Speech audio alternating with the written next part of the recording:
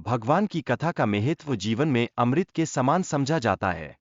कथा सुनने से मनुष्य के जीवन में सकारात्मकता का संचार होता है, जो उसे कठिनाइयों का सामना करने में सहायता करती है। इसके अलावा संतों के दर्शन का महत्व भी विशेष रूप से उल्लेखनीय है। जिनकी आंखों में भगवान का ध्यान होता है, वे अपने मार्ग से कभी भटकते नहीं हैं और सच्चाई की दिशा में निरंतर अग्रसर रहते हैं। इसके पश्चात प्रणाम करने की विधि पर चर्चा की गई है। माता-पिता और बेटियों को किस प्रकार प्रणाम करना चाहिए, यह समझाना अत्यंत आवश्यक है, जिससे परिवार में आदर और प्रेम का वातावरण बना रहे। साष्टांग प्रणाम की विधि में व्यक्ति को 8 अंगों का स्पर्श करना होता है। यह एक महत्वपूर्ण प्रक्रिया है, जो भक्ति और विनम्रता का प्रतीक मानी जाती है, जो मनुष्य को अपने अहंकार को त्यागने में सहायता करती है। भगवान के चरणों में सिर झुकाना अभिमान को त्यागने का संकेत है। यह हमें यह सिखाता है कि ऊंचाई का अहंकार नहीं रखना चाहिए और हमें सादगी और विनम्रता से जीवन जीना चाहिए।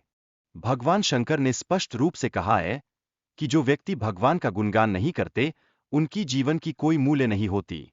ऐसे व्यक्ति की आत्मा पत्थर के समान होती है, जो आध्यात्मिक दृष्टि से निष्प्राण होती है। इस प्रकार भगवान का भजन करने का महत्व अत्यंत महत्वपूर्ण है। हमें जितना संभव हो भजन करना चाहिए ताकि जीव का स्वरूप मानवता के अनुरूप बना रहे और हम अपने उद्देश्य को समझ सकें। शंकर भगवान ने यह भी कहा कि जो जीव भगवान का गुणगान नहीं करते, उनकी आत्मा दादुर जैसी होती है। यह हमें अपने आचरण पर विचार करने के लिए प्रेरित करता है, जिससे हम अपने जीवन में सुधार कर सकें। कथा सुनाने के समय प्रशंसा और डांटने का सही तरीका भी महत्वपूर्ण है। पहले प्रशंसा करना और फिर सुधारात्मक सुझाव देना सुनने वाले पर सकारात्मक प्रभाव डालता है, जिससे वे बेहतर बनने का प्रयास करते हैं।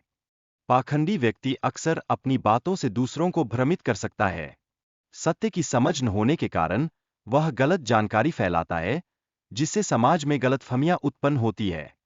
इसके अतिरिक्त मतवाले व्यक्तियों की बातों पर ध्यान नहीं देना चाहिए।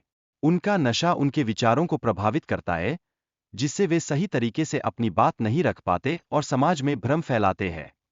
अंत में, मोह में फंसी आत्मा अपने परमार्थ का भी ध्यान नहीं रखती।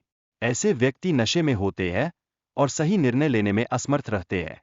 इसलिए हमें अपने ज्ञान और समझ को विकसित करना चाहिए।